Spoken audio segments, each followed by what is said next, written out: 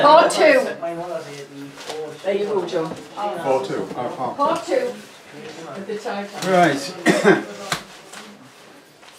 I know it gets a bit hot and we're all probably a little bit snoozy, being afternoon and eating and whatnot, so I'll try and make it as interesting as possible. But yeah. So this is the question, or the questions: why and how would they make the switch? Well, we've already talked a little bit about why, but yeah. In summary, the why is that Olympic was virtually worthless. It had been damaged beyond economic repair. White Star Line and Harland and Wolff shipyard would have been bankrupted without an insurance payment. The Lloyd's of London had already turned down the insurance claim. But did Mr. Morgan, that lovely, lovely guy, also see an opportunity to kill two birds with one stone? Well, we shall see. Now then, we've already heard about the Federal Reserve opponents. Guggenheim, Astor, Strauss and Lindbergh, who wasn't actually involved, but all the other three were all on the Titanic. What a coincidence. Was it too dangerous to plan separate accidents? Was it, would it be believed if all three suddenly died in separate tragic circumstances? Heaven forbid. Hmm? Heaven forbid. No, exactly. Yeah. But who would suspect, in the aftermath of a disaster, that they'd actually been murdered?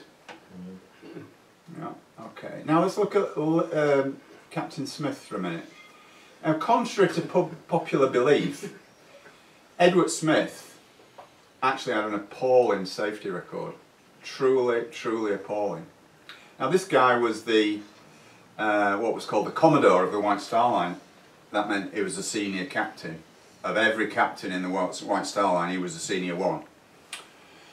But he was known as a huge show-off. He used to drive the ships around as though they were his own personal racing vessels. He was a reckless guy. Lots of serious accidents right throughout his career. We've talked about the three Olympic ones, the Republic, Germanic, Coptic, Majestic. Several crew were killed in the Majestic incident.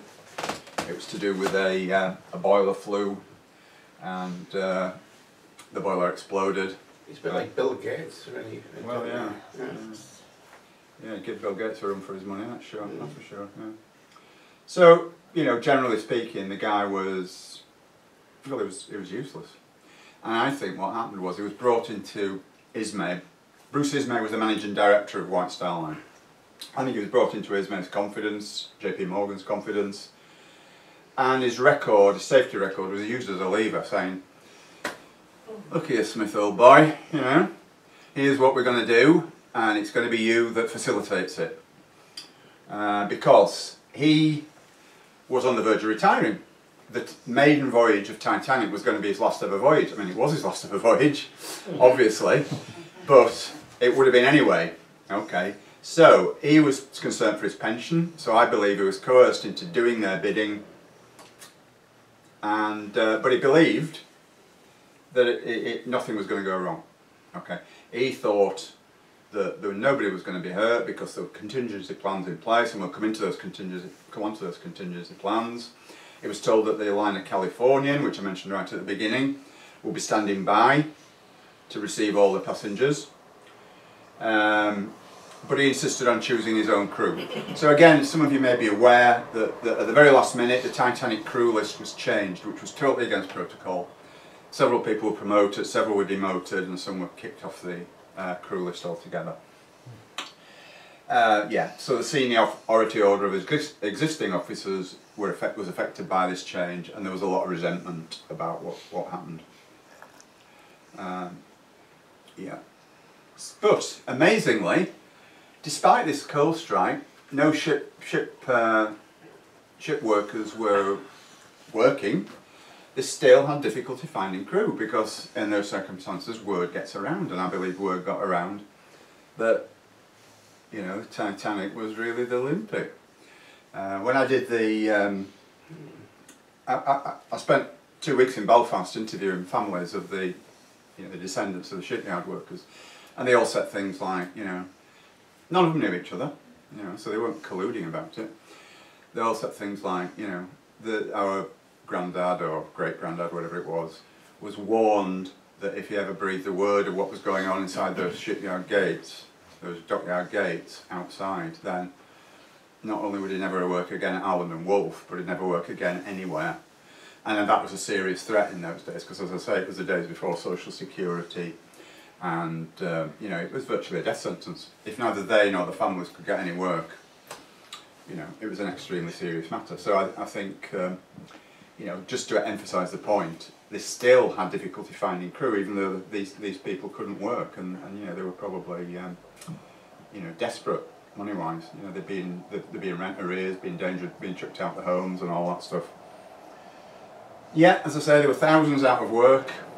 What did they know?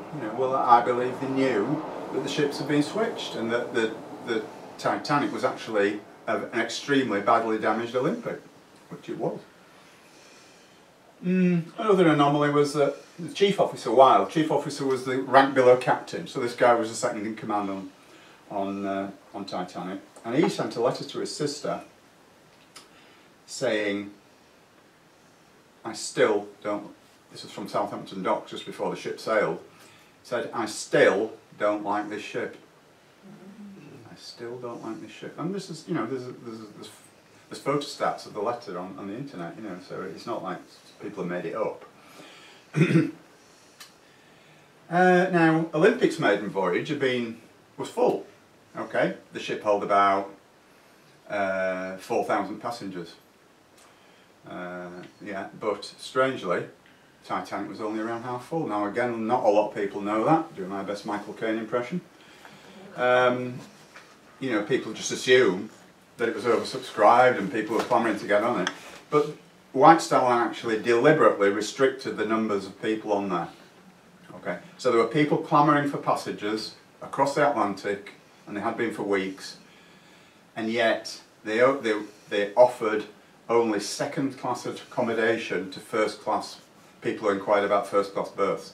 And of course, in those days, the upper classes would rather be dead than travel second class.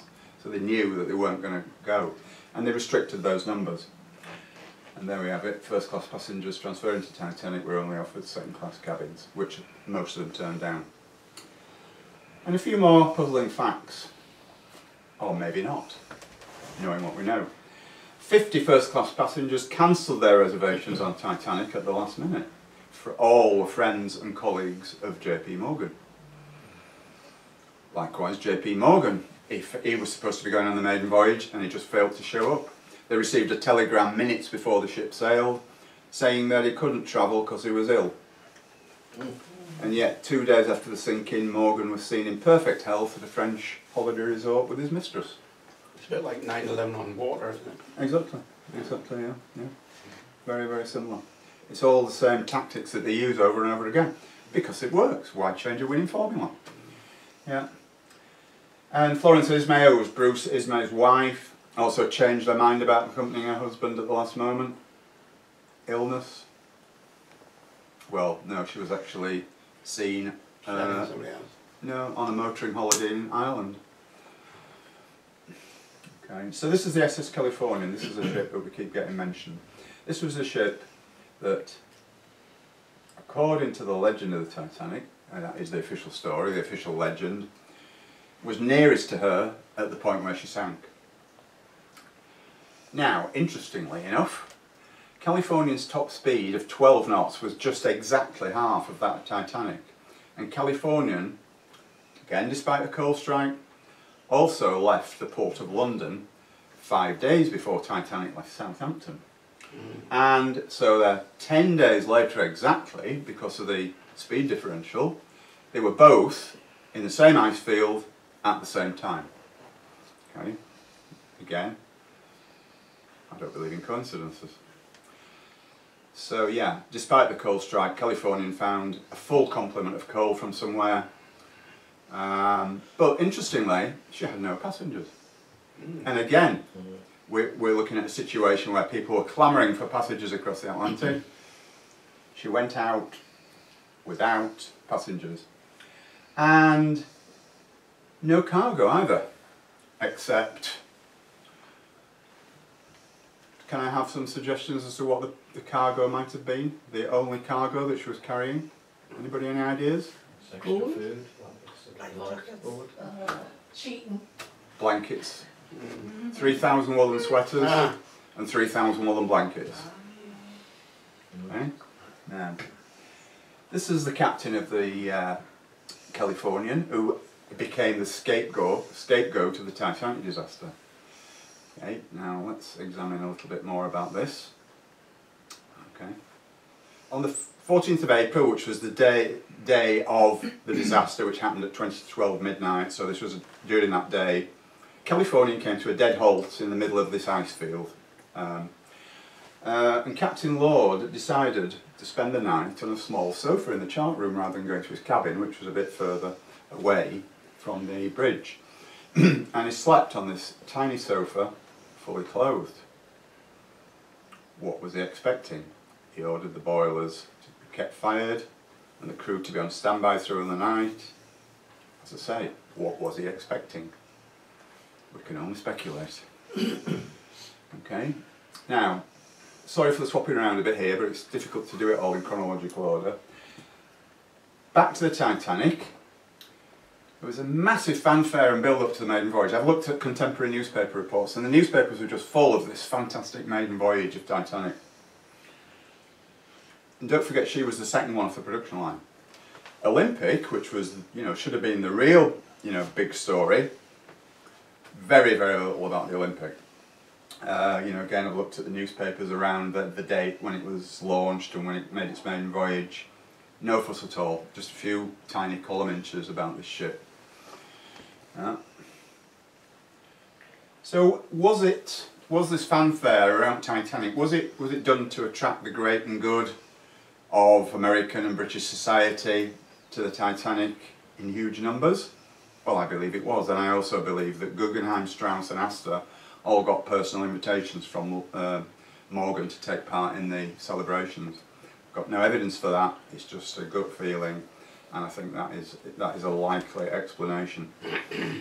Okay, so yeah, there was much of American high society on board, a lot of very senior American socialites. Right. Now, we're getting towards the meat of what actually happened in the disaster now.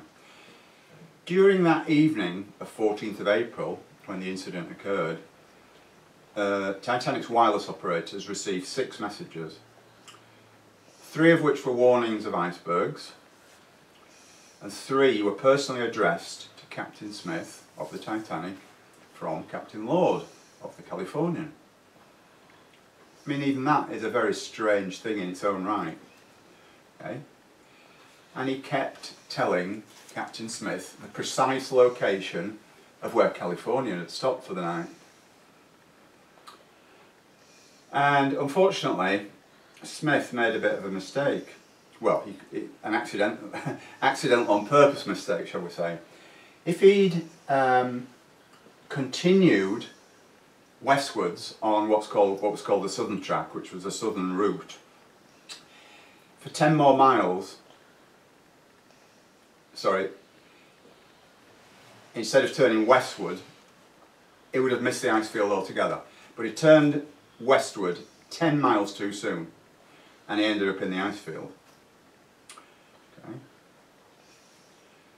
And at this point in time, towards when the disaster was nearing, if you like, when the time was getting close for whatever happened to happen, and I'm choosing my words very carefully there,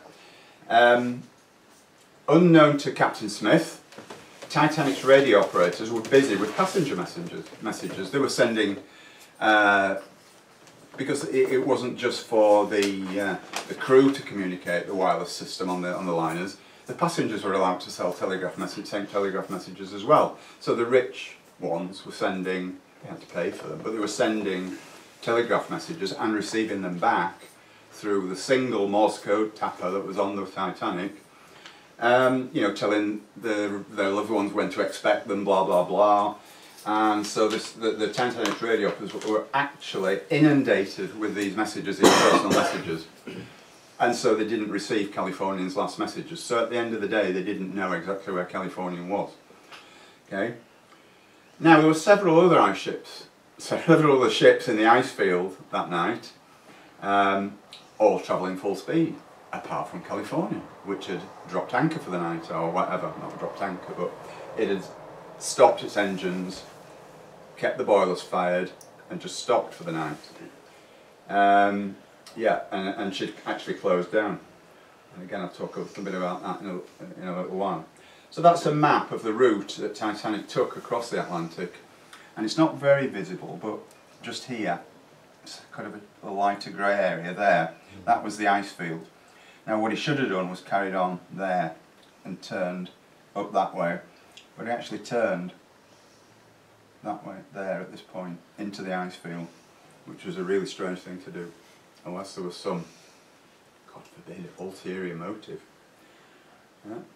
Oh, he wanted to sink. Yeah. Now at 11 PM, which is about 40 minutes before the incident, the two lookouts, Fred Fleet and Reginald Lee, were on duty. And funnily enough, Captain Smith, as well as Captain Lord, also decided to spend a night fully clothed on a sofa, rather than go to his own cabin. At 11:35 PM, the Iceberg was sighted and a warning message sent to the bridge. And the helmsman was ordered to port around it. What that means is actually turn to port. Okay, because this iceberg was looming up on the starboard side. Okay. Now, that would have been fine. That would have been easy to avoid. But unfortunately, somebody made the inexplicable decision to, at the same time, reverse the engines, which had, if it had carried on at full speed, the momentum would have taken it past the iceberg, but the engines were inexplicably reversed, which meant that it slowed down so much that the collision was inevitable. Now, what experienced seaman would do something so damned ridiculous? It just totally beggars belief. You know, these weren't, you know, trainees, young kids out on their first voyage. These were experienced merchant seamen with decades of experience. You know, so it's all very strange. Now, here's another little interesting anomaly. On board the Titanic, and he does not appear in the crew list, but we know that he existed, and we know that he was on the Titanic, because he was actually subpoenaed to appear at the American Inquiry, and it's all documented for us rather neatly, even though he doesn't even appear on the crew list, so we know this guy existed. Now, he couldn't speak hardly any English. His native tongue was German, but he actually never appeared at the American Inquiry. He escaped. Now, whether that was done with collusion with the White Star Line, but nevertheless, we know what happened because his testimony was read out in the American Inquiry, and it appears in the American Inquiry transcript, but it was just totally ignored. Yeah, how do I know this? It is in the Inquiry transcripts. Okay. Now, he was an actual witness to the events as to actually what happened at 11:40 PM and just before and just after. Okay. This man is never mentioned in any Titanic story at all. I have never seen any other mention of him other than in the US Inquiry transcript. Now, he claimed that most of the on-duty crew that night were drunk. Okay, and this is plausible. I'll come on to that in a minute. He also claimed that the lookouts were both asleep on duty. And he said he saw the iceberg when it was at least 5 miles away and tried to give a warning. But he couldn't speak English very well, barely any English. He shouted a warning to the lookouts and to the bridge.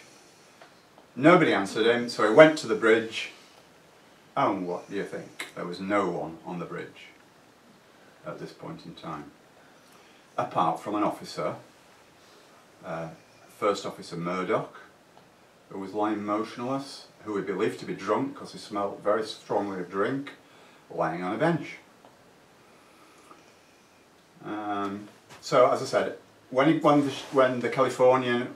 Carpathia, which was the rescue ship, eventually arrived in New York, it was placed under house arrest and subpoenaed to appear at the inquiry, but he escaped and failed to show. Now, this is the interesting bit coming up. Here is his written testimony, exactly verbatim as it appears in the American inquiry. And it's translated from German, and when it was submitted to the inquiry. And I'll read it out because it's very, very small. There was a ball following a banquet of some kind going on down below when I went up on watch at 9:30 o'clock. And the captain and the officers were there, with many passengers. After the party, the stewards sent the champagne and wines that were left over to the crew. I know that many of them were drunk. A passenger standing at the rail saw something dead ahead, or maybe a little to the starboard. "Look, quick, see the hill over there." I saw it was a big iceberg, and ran for the bridge. The third officer was coming and yelled at me to ask what the matter was. I couldn't stop to answer, I was too excited. I ran for the spar with the crow's nest on it, and shouted to the lookout I knew was up there to give the alarm. Not a word did I hear, so I started up the spar. It was less than a minute after I left the promenade deck that I got to the top of the spar and found the lookout fast asleep. I rang the alarm bell myself. Lewis Klein.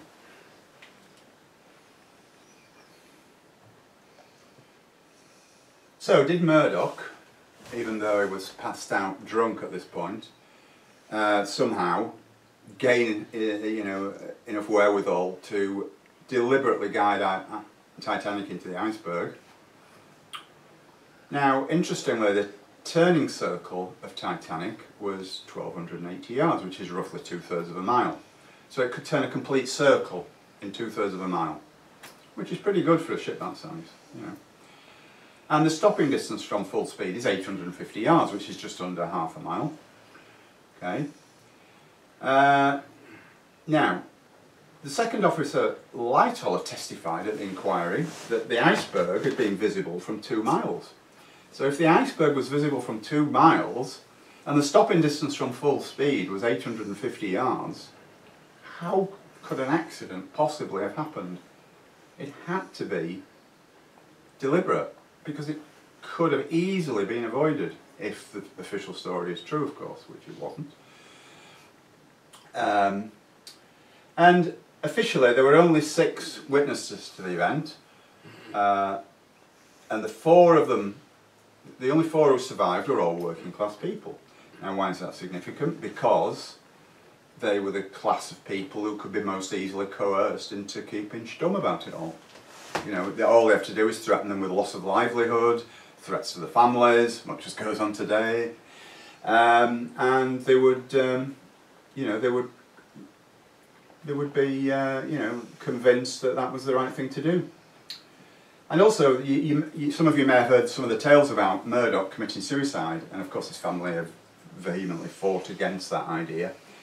But I think it's plausible, because actually he was known to have shot several passengers who were trying to get into the lifeboats. And I think he suffered from remorse for doing that. And I think because of the drink, etc., and the situation, he probably thought he was going to die anyway. Apparently shot himself in the head, and there's a lot of eyewitnesses to that. And in contemporary newspaper reports, that is absolutely the case too. So yeah, he was one of the witnesses. Another witness was a 6th officer, James Moody, who allegedly drowned, which just left. Quartermaster Oliver, who was adamant that he saw absolutely nothing, even though he was there. Helmsman Hitchens, who was immediately transferred to a job as a harbour master in Cape Town. What a promotion that is, eh? From a helmsman on a ship to a harbour master in Cape Town. My goodness. Well done, mate. Yeah. Lookout Frederick Fleet and Lookout Reginald Lee, and that is the sum total of the actual witness as to what actually happened. Yeah. Now, as I say, all of those could easily have been coerced, bribed, which they probably were, seriously. Now, afterwards, after the incident and the Titanic was holed, the captain ordered Titanic to travel at half speed ahead for 5 minutes. Now, somebody's calculated, it wasn't me, because I'm not good enough at maths for that, but somebody calculated, given the size and dimensions of the hole in Titanic, that actually speeded up the sinking by an hour and a half. Just that simple manoeuvre of sending it forward at half speed for 5 minutes. Now, any experienced captain would know that that was not the right thing to do. And there were lots of other measures he could have taken as well. You know, in the old days, in the days of sailing ships, if there was a hole in the ship, they used to put sailcloth around. Yeah. Now, they had things like that on board. It wasn't exactly sailcloth, but it was implements that could have temporarily patched the hole. It wouldn't have stopped all the water coming, but it would have slowed it down considerably. So that, coupled with the fact that he sent the ship forward at half speed for 5 minutes, which brought the sinking an hour and a half forward, you know, again, all very suspicious, all very suspicious. You know, circumstantial but suspicious. But the other alternative to that is, was he actually trying to get closer to Californian? He had absolutely no idea where Californian was at this point because he'd not had any messages for a while. And then he spotted a ship on the horizon and ordered the engines closed down.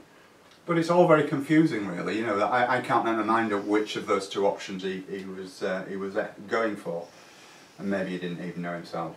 So let's have a quick recap at this point. We've got a ship standing dead in the water, a potential rescue ship standing by somewhere, the Californian.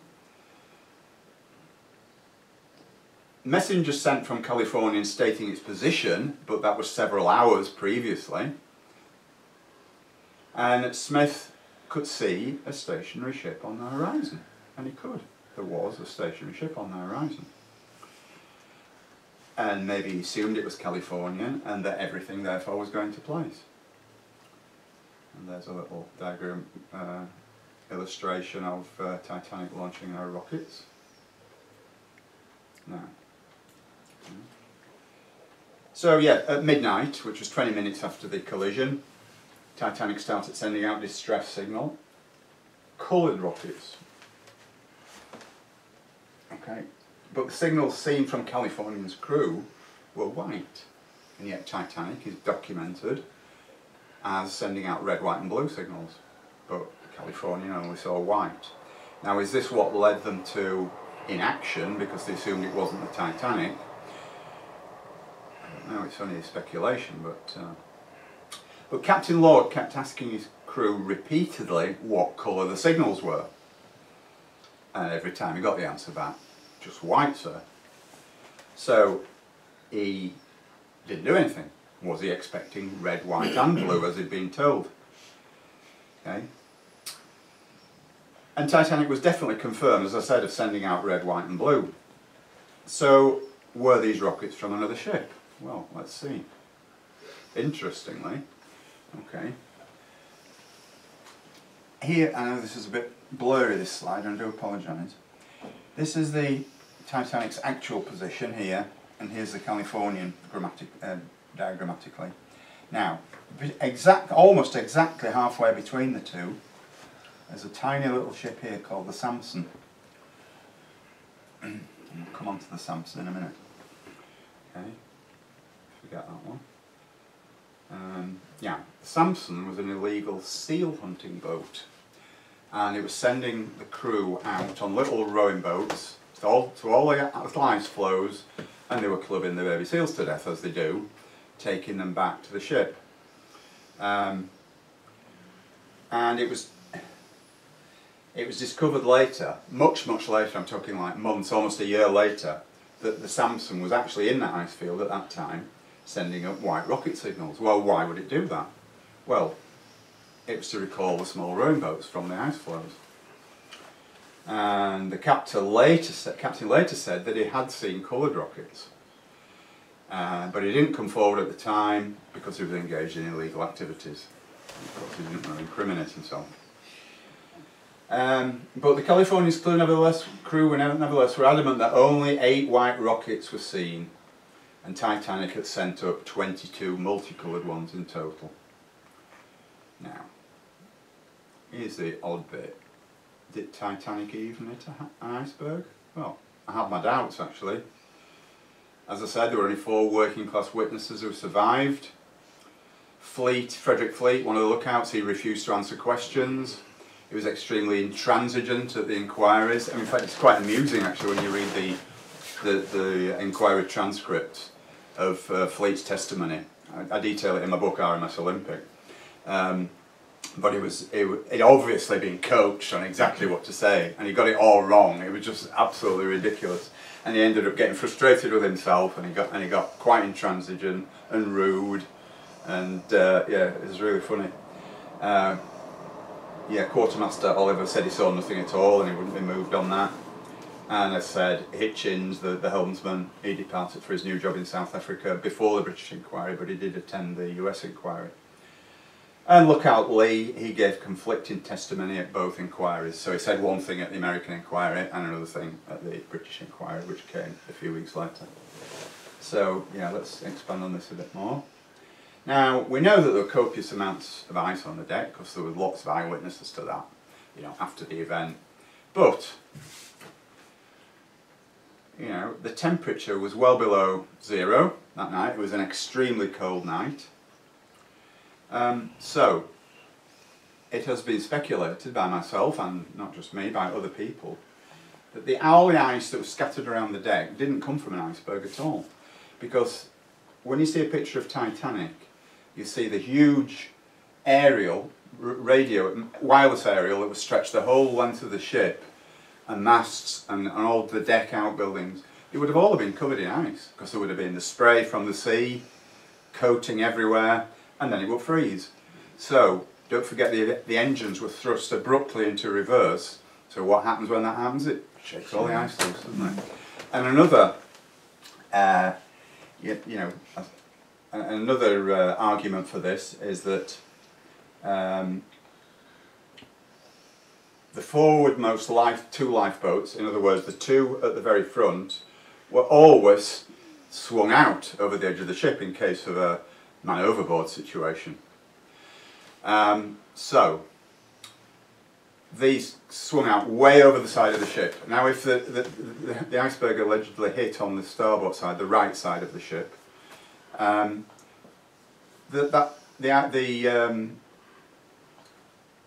lifeboat would have been dislodged at that side if it hit an iceberg.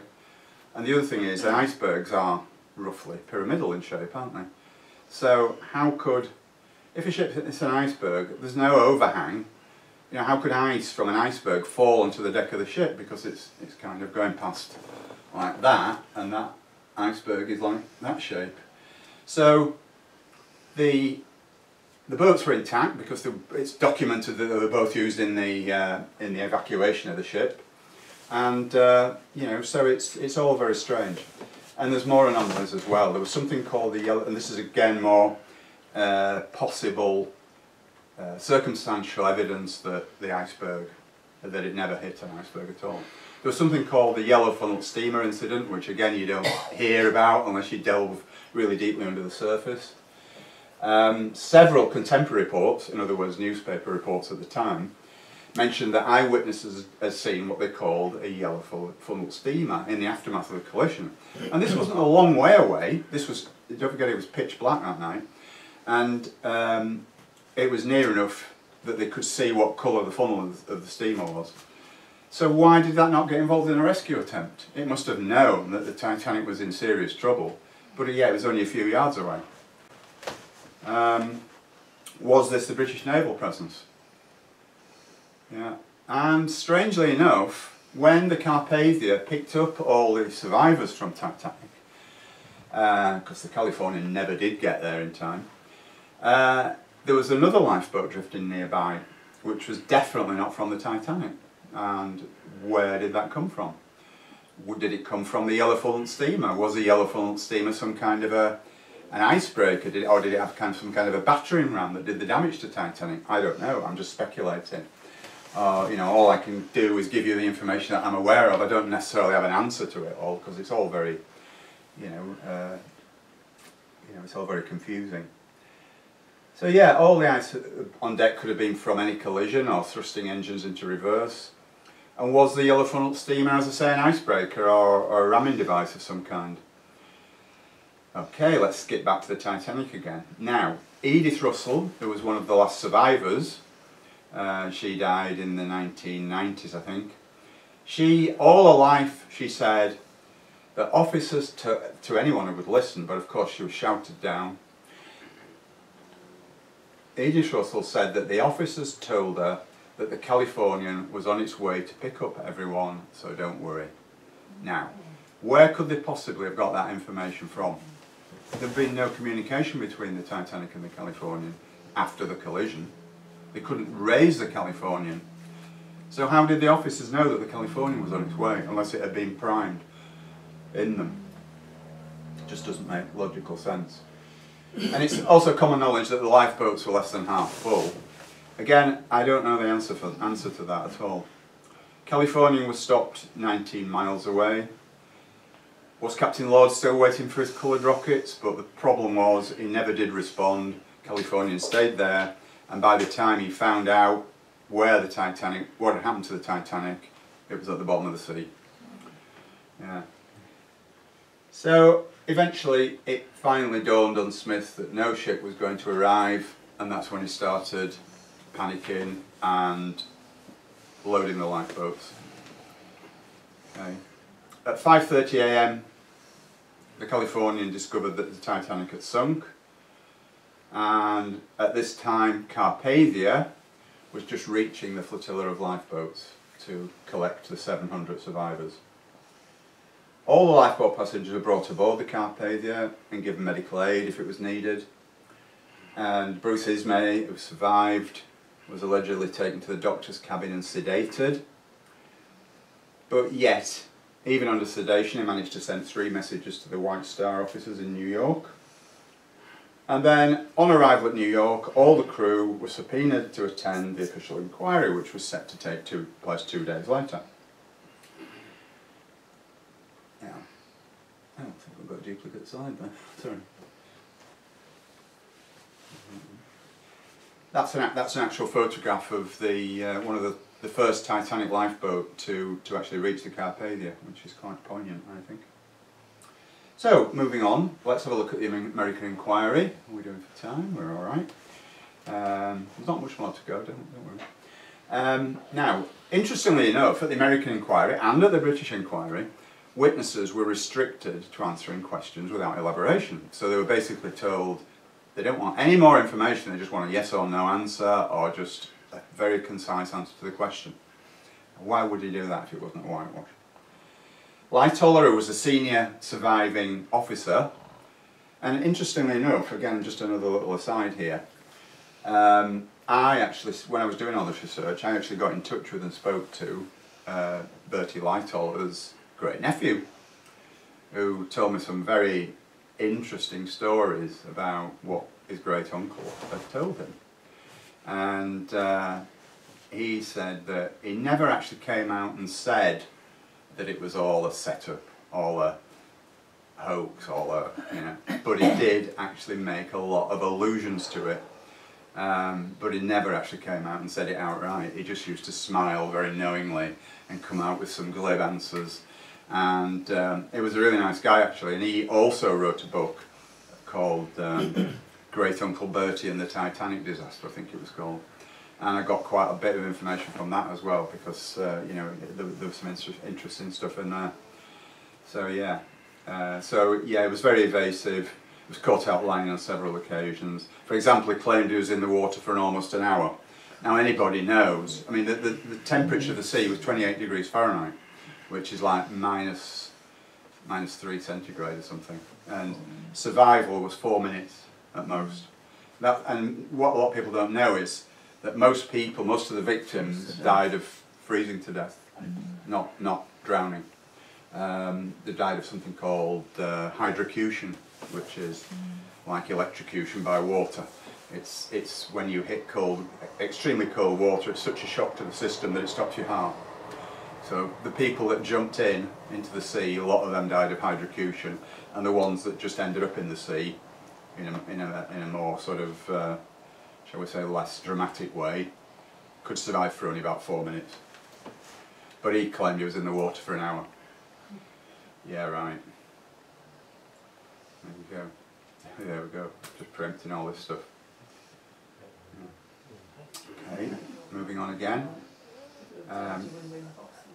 Lightoller afterwards referred to the inquiry as a complete farce. Lots of contradictory evidence by the crew, all contributing to the, the mysteries that surround it all. As I said before, Fred Fleet, the lookout, was very intransigent. Now, interestingly enough, they brought some experienced sea captains in to be asked questions, and all said the same.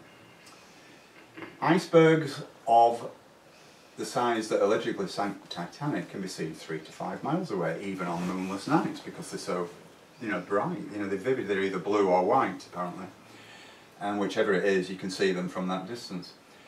But interestingly enough, they also said, and this is contrary to what the Californian did, it's normal procedure to maintain full speed even through an ice field at night, because of the fact that icebergs can be seen so far away, so there's no point slowing down. But this was the reason that Captain Lord gave for stopping the ship. He said because it was too dangerous to continue, because they were in an ice field and it was night and it was moonless. Just totally contradictory.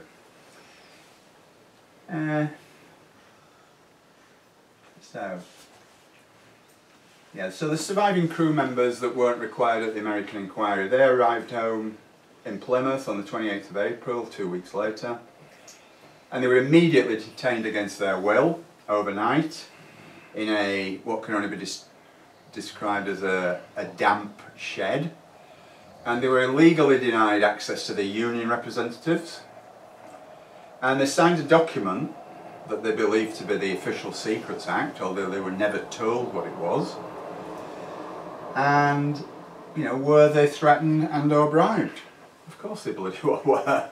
They were just told, absolutely no doubt in my mind, that if you say a word about what really happened, you'll never work again. So moving on to the British inquiry. This was conducted under the auspices of the Board of Trade, chaired by a guy called Lord Mersey. Now, Lord Mersey was a guy who they always wheeled in. Whenever the British government needed a cover-up and they were having a fake inquiry, they always brought Lord Mersey in. He was in the Lusitania inquiry. For those of you who saw the Winston Churchill presentation last night, you know about the Lusitania now. For those of you who don't, that's another one for another time. But he was wheeled in for that one as well. There was obviously a large loss of life, which were in part due to the inadequate Board of Trade lifeboat regulations, which said that no matter how big a ship was, they only had to have a certain amount of lifeboats. I mean, this is quite common knowledge. This is exactly what happened. So it's extremely unlikely that the Board of Trade would be impartial. It's not going to convict itself as being culpable, is it? Because it knew damn well that its regulations on lifeboats were inadequate. I mean, there was only enough lifeboats on Titanic for something like 1/3 of the passengers. And the venue for this inquiry was the Drill Hall in London, which had acoustics that were so poor that spectators and press couldn't even follow the proceedings. Yeah. So both inquiries were regarded as whitewashers. Now, interestingly, White Star Line director called Harold Sanderson, during his testimony at the British inquiry, he wasn't on the ship, but he was testifying about the ship itself. He frequently referred to Titanic as Olympic. I counted him, I think it was about 12 times. He said, Titanic. And this is the guy who chaired the inquiry, the Lord Mersey. That's an actual picture of the inquiry taking place at the Drill Hall in London. So yeah, a whitewash. The British inquiry found that Captain Smith wasn't to blame, the lookouts weren't to blame, the design and construction of Titanic wasn't to blame, the officers and crew of Titanic weren't to blame, White Star Line wasn't to blame, Captain Lord of the Californian was the real culprit. Yeah, and Mersey deliberately steered the evidence that way. Anything that he heard that didn't fit the official version that they were going to put forward was ignored by him, or he just shouted them down. If they started talking about anything that went against the agenda that was at play there, he just talked over them and stopped them in their tracks. Okay. So attention was thereby, excuse me, deflected away from other critical points. Sorry, I'm just going to have to just break a second and just get some water. I've got a little frog in the old throat. I apologise.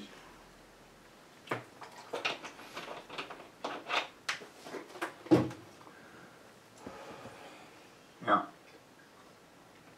So there were other issues that weren't even addressed at all. Titanic's bulkhead, I don't know if you're all aware, but it had lots of watertight compartments, Titanic, but they only went so far up the ship. So it was okay if they only filled up to there, but if the water went up to here, all that would happen, and what is happening in Titanic's case, they just spilled over the side like that. As the ship began to go lower and lower in the water, it just went. So the unsinkable Titanic was actually far from unsinkable.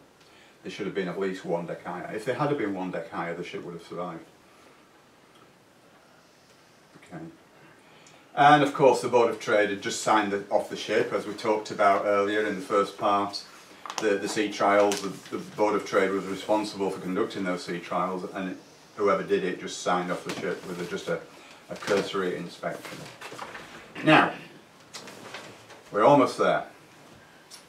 Well, Keep going. try my best. For all night. Right. Yeah. Now, this is an actual impossibility for it to have happened without the collusion of the government. Okay, why do I say that? Right.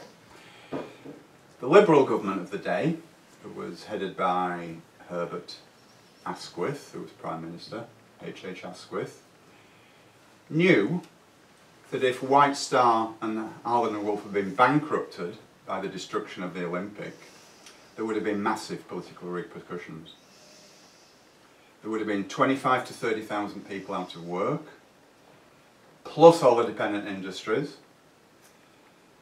The Liberals probably would not have got re-elected because they had a very, very slim majority at that point in time. So it was all politically expedient for them to go along with it.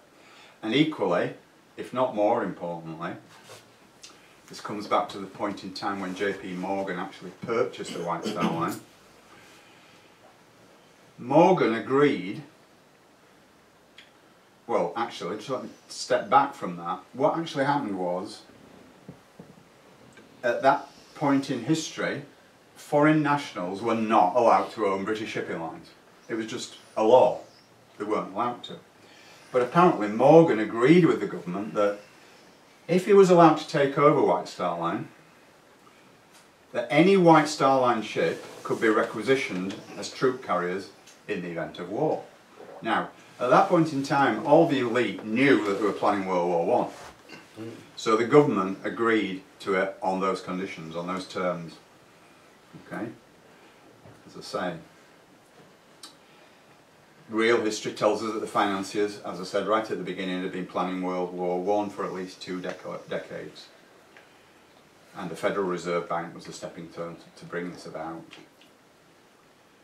And the government also knew that if White Star Line, Harland and Wolff went bust, that J.P. Morgan was the major creditor as owner of IMM, International Mercantile Marine, which owned several shipping lines besides White Star, including the Red Star Line, of which the Californian belonged. And he would exercise his rights to seize his assets, the ships themselves. So Morgan wouldn't lose, he would get all the White Star Line ships, and the government would lose their troop ships. Okay? So it's my belief that the government therefore fixed both inquiries in collusion with the US government. Now, let's have a little look at the insurance scam. Okay, Titanic cost How's it going? My goodness. Terrible thing getting old, isn't it? Titanic cost £2.5 million to build. We know that the badly damaged Olympic was uninsurable. And White Star Line normally insured their ships for 75% of the value. So therefore the payout for Titanic would have been around 1.8 million. This is in 1912 money, by the way, not equivalent to today. In fact, just before the incident, the insurance on Titanic, it's all documented, was upped to 3.3 million. Another 9/11 thing with it. Yeah, exactly, with Silverstein and his buildings insurance was exactly the same modus operandi, isn't it? Yeah. And even better, it was paid out within a week. You know, now, without any kind of inquiry at all, you know, as to what was the real cause of it, they just paid out 3.3 million, 3.2 million pounds. You know, I mean, if we spill a bottle of red wine on our carpets, they'll come round and inspect the damage, and then they'll dither about and question you, and then they pay out 6 weeks later. But this is a 3.2 million claim that was paid out within a week of the disaster. That's if you can move Maureen off the floor with a straw. And a sponge. Billy aboard. Yeah. Now, so let's just talk a little bit about the discovery of the wreck again. As I say, allegedly in 1985 it was discovered by Robert Ballard. Obviously it was in really poor condition after 70 odd years on the seabed. Now interestingly enough, grey undercoat was used only on the Olympic. Titanic's was black. And also there is a photograph in existence of the marble fireplace in Bruce Ismay's cabin, which was taken underwater by the diving teams. Now that marble fireplace exactly matches the one on Olympic. Now, has anybody here ever seen two pieces of marble that are identically marked? No. No.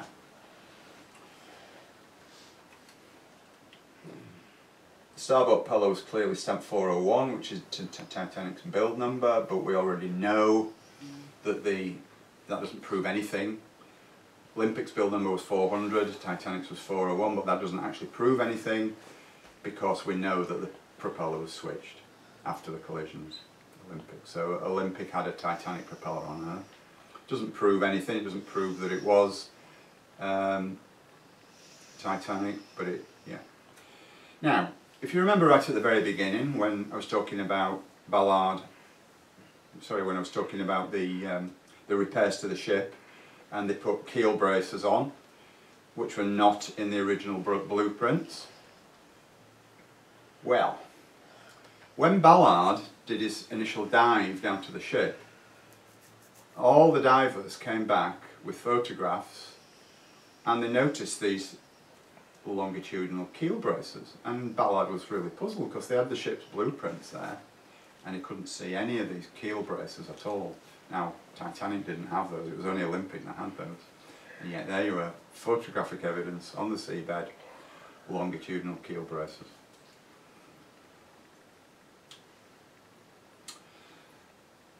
So, just to recap, was she irreparable? There were two options, scrap or patch up. The so-called patch up took 7 weeks. The replaced plates along 1/3 of the ship's length, and there we have it. This is the original slide from back at the beginning where the steel struts to brace the keel and the borrowed starboard propeller from Titanic. Okay. Now the damage to Titanic was extremely strange for an iceberg. Okay. It penetrated 5 foot into the ship. It was 4 inches wide and 300 feet long. Now how could a piece of ice inflict damage that shape? Well, if a plane can go through it, steel building, I never thought of that, Maureen. That's really... yeah, but it's just not logical. Yeah, so it was only 4 inches wide. Sorry, it was 200 feet in length. How could that be possible? I mean, if you've got an outcrop of ice that shape that could have even in the wildest imagination have done that damage. I mean, it would surely would have snapped off. I mean, ice is strong, you know, compounded ice can be stronger than steel under certain circumstances, but not a piece of ice that shape. It would have to be, you know, a huge outcrop of ice, 5 foot long and 4 inches wide. You know, that would have snapped off. Come on. And it would have ended up in the ship, of course. And yet nobody reported that that had happened. So to me, it's just not possible. So we're talking about the undercoats. That was Olympic at its launch with the grey undercoat, and that was Titanic at its launch with the black undercoat. And again, we'll go back to the pictures. That's Olympic in Southampton, taken in 1929, which was 17 years after the disaster, and it had the old Titanic 14 portholes on A deck. Again, just more photographic evidence. Now the wreck itself, there's a picture of the front part of the wreck, because I don't know if you're aware, but it actually split in two as it was sinking, and the back half, the stern part, was like half a mile away. Now, here we have a picture of the wreck, and you can clearly see the grey undercoat. I think you can on mine anyway. So we know that Olympic had grey undercoat, Titanic had black, and here is the, again you can barely see it, but it's definitely, it says 401 on the propeller, so we know that much. Yeah. So yeah, we've covered all that. It's just a repeat of something. Now, interestingly enough, the when the nameplates, there were only certain things that they had to change when they swapped them. It was the letterheads in the you know, the lounges where you could sit and write letters to your loved ones, blah blah blah. So it was all the letterheads. Nothing else needed to be changed except for the nameplate on the ship. Now, the original nameplates were actually engraved. So Titanic was actually engraved into the side of the ship. Now, the letters were 4 foot high. But what happened was, when they found the wreck of the Titanic, they noticed that Titanic wasn't engraved anymore. It was actually iron letters riveted onto the hull. So the holes had been filled in, and then they'd riveted these iron letters onto the hull where it had said Titanic before. Now, okay, you can, it's not that clear, but this again, this is a picture of the ship under the water, and you can see where, actually that says engraved in hull, but it's not really, they actually should be saying riveted onto the hull. You can just about make out an M and the stalk of the P there. Not conclusive, but it's, you know, circumstantial. So, you know, my question was, frivolously, did they create a new ship, perhaps? Yeah. So, what became of Benjamin Guggenheim, John Jacob Astor, Isidore Straus, and the 3 most senior officers on Titanic? Captain Smith, Chief Officer Wilde, First Officer Murdoch, they all died aboard Titanic, which was all rather convenient. And when you put that into perspective, that very, very, very few first-class passengers died. They were almost all saved. It's a very tiny percentage. It's rather interesting that all those people didn't manage it. It's way out of proportion to the number of people that did survive. And it just happened to be those key players in the entire incident. No, and even according to the Titanic legend, not one of them attempted to escape. There's no record of any of them. Nobody knows what happened to them, really. You know. And whatever became of the Olympic, which was originally Titanic, of course. Well, she successfully plied her trade back and forward across the Atlantic for the next 25 years until she was scrapped in 1937. And in fact, all the interior fittings, or some of the interior fittings of Olympic, Titanic, whichever one you believe it may be, are fitted in a hotel in this very area, in Alnwick. Oh. I can't remember the name of the hotel. Is it the White Swan or something? It's White Swan. Oh, the White Lion. Oh, No, it's White White Swan. Swan. White Swan, yeah. A lot of the fittings from the ship that was scrapped in 1937, which I believe was the original Titanic, they can be seen in the White Swan in Alnwick. It's all decked out with it. Yeah, it's interesting. I went in a couple of years back, about 3 or 4 years back. Take So, it there tomorrow, John. yeah. Yeah. We'll have a little bench. So what became of the insurance claim? Well, as I said before, Lloyd's of London paid out the full 3.2 million, which secured the future of both White Star and Harland and Wolff for the foreseeable futures. And what became of the plans for the setting up of the scam that was the Federal Reserve Bank? Well, without serious opposition, unsurprisingly, because the opposition had been totally destroyed, the Federal Reserve Act was quietly passed by Congress on 23rd of December 1913, when 90% of the congressmen had gone home for Christmas. No, that never happened. And this was the beginning of the American national debt, which is now $27 trillion. It's probably grown even since then, although I did update that last year. All that debt, of course, is owed to the central bankers and the private investors who run it. And of course it enabled the bankers to fund World War I, as it had been planned for several decades, and it set the scene for the rest of the 20th century and everything that happened then. Okay. But, as this slide says, whatever the real truth is, one thing is very clear. There are far more questions than answers. I don't pretend to know all the answers. All I've done is present you with the facts as I know them, understand them, you know. But what actually happened, it's still all up for grabs, really. In fact, it's extremely unlikely that we'll ever know the real truth of what happened, and what you've seen this afternoon is just basically my best guess, my speculation. But there's a lot of stuff in there that you just heard that is absolutely, totally correct. And all this stuff, and believe me, I haven't even scratched the surface, much more besides can be found in my book, RMS Olympic, which is a factual account of the whole thing. So, that's it. Thank you very much. Thank you for coming. Thank you for listening. Thank you. Has anybody got any questions? Yeah, can you tell me the story of the Astor? Mr. Astor? Mr. Astor? Yeah, wasn't he one of the ones that died? Yeah. And his wife was not on the ship. Was she pregnant? Oh no, his wife was on the ship. Oh, she was on the Yeah, ship. she got away in one of the lifeboats. Right, can you tell me that bit? Well, he tried to get in the lifeboat with her. Is this what you mean? Yeah.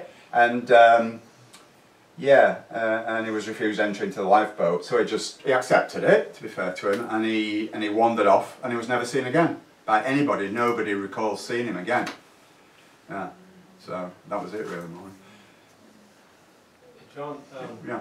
why wasn't Smith sacked? Because if This is a very good question. Ship and you had all that number of accidents that you had, anybody in any other business would have been sacked. It's a very good question. I don't know the answer to it, but I do have speculation about it. I think he had something over Ismay, you know, something. He knew that there was something, and it made him unsackable.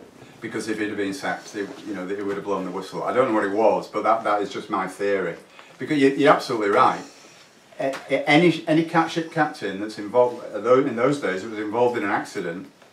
They couldn't. He would have been sacked. Yeah, it would. It would have been totally sacked. Yeah. 97, Yeah, That's why I brought up Bill, that bastard, what's his name? I brought him up earlier because people, a few million people have died in India and China and Africa and all these other places through chunky vaccines, suckable vaccines. And then he's still, he's got there's multiple interests, and he's working both sides. He's supposed to be a saviour here, he's making money out of it all. I mean, why wasn't he sacked? Why wasn't he drowned years ago? Yeah, bastard. I know. Apparently if you sail right into an iceberg, the ship would have survived. It would have. That's right. If you, I know what you're saying. If you hit it head on, it would have just crushed the front, but the ship wouldn't have sunk. Yeah. Of course, the big question is, it probably didn't hit an iceberg at all, did it? No, I don't think it did, personally. That's just my own view. I don't have any proof, but there's lots of circumstantial evidence in my view. But if all the captains, the main crew were all puzzled and out of it, they wouldn't have been awake to know what the damage was. That's very true as well, yeah, yeah. How it actually So that kind of points to it being another ship involved, doesn't it? Yeah. Yeah, I think so. Yeah. You mentioned about, sorry. Sorry, love? Was there not a fire? Oh, yeah, yeah. Again, I cover that in the book, but I didn't cover it in the presentation. I'm not sure how significant it is, actually, but it's known that one of the coal bunker 10 was on fire throughout the voyage. The whole coal bunker had set alight. So that was like the plan B? Maybe. They reckon that was one of the possibilities for the wee coal, don't they? Yeah, they do. They do. Yeah. Yeah, I mean, I've heard that a big scam in the shipping industry, which, as I said at the beginning, was subject to lots of different scams. If owners wanted to get rid of a ship for any reason, you know, because you know it was badly damaged and you know wouldn't be insurable anymore, they used to put a stick of dynamite inside a lump of coal and put it in one of the coal bunkers, and then once the stokers got to that bit and threw it in the furnace, the whole thing had exploded, and they just put it down to a burst boiler, and then they'd be able to claim insurance. So that apparently that was not, I wouldn't say common, but it did happen. You know, along with lots of different other scams. I've got one more question. Yeah, sure. Do you think James Cameron, the director, No. pushed the narrative further when he done that big dive down to the ship? Well, just let me answer it obliquely, if I may.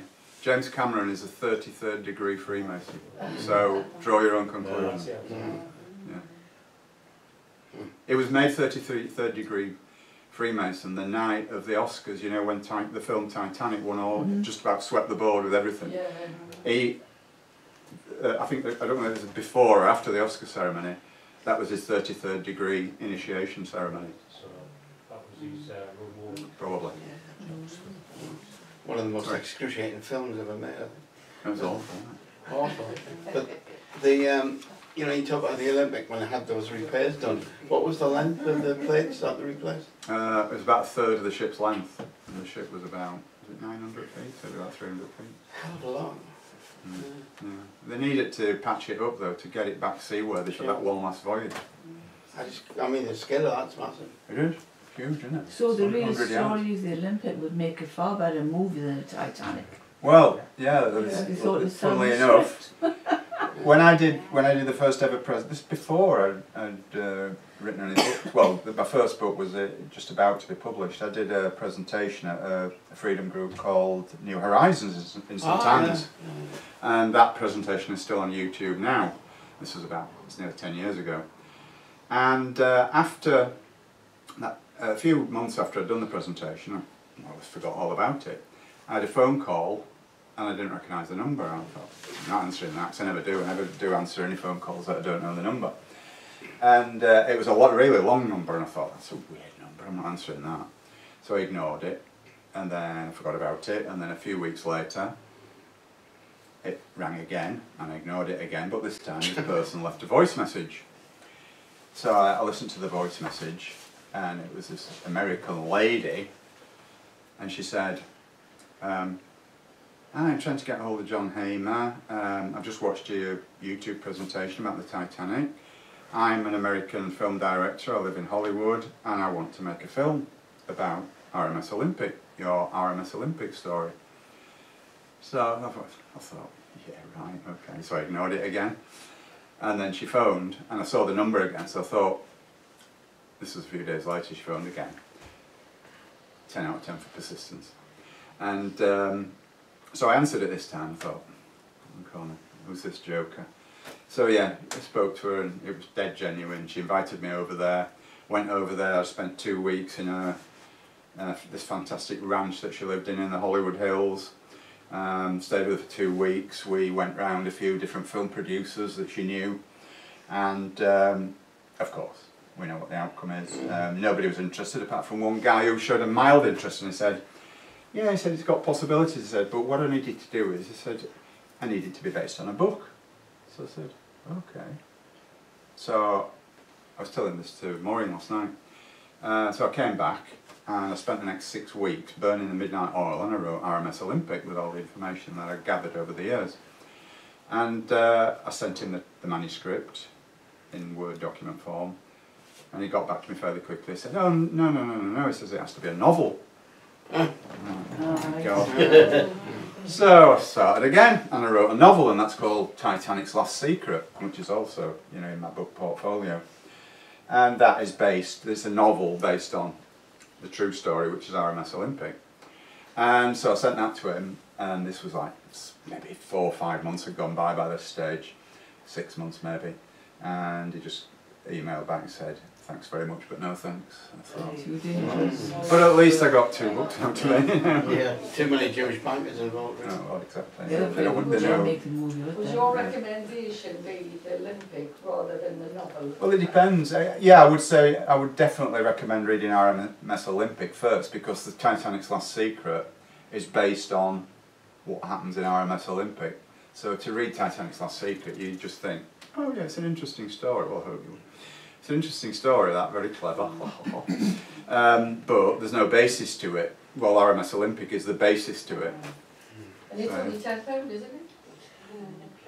How much is the Olympic? £10. £10. £10, it's only £10. You know, the list that went round. No. Just plugging you up. Thank you. It's very kind. Any more questions, folks? No? Okay, well, I just want to say on behalf of Truth Seekers North East, a very, very big thank you to John for coming up and doing this talk. We never got to hear that last bit, did we? No. When we went to Cramlington, that's what we were deprived of, so I'm glad we heard the end of that. Thank you. Because John never got to finish that talk. Is there anybody else here? Sorry, is there anybody else here that was at Cramlington Yes, when I went? Yeah. Yeah. It was just us 5, really, Okay. so we never got to hear the end of it. Right. Yeah, it was a But, bit annoying.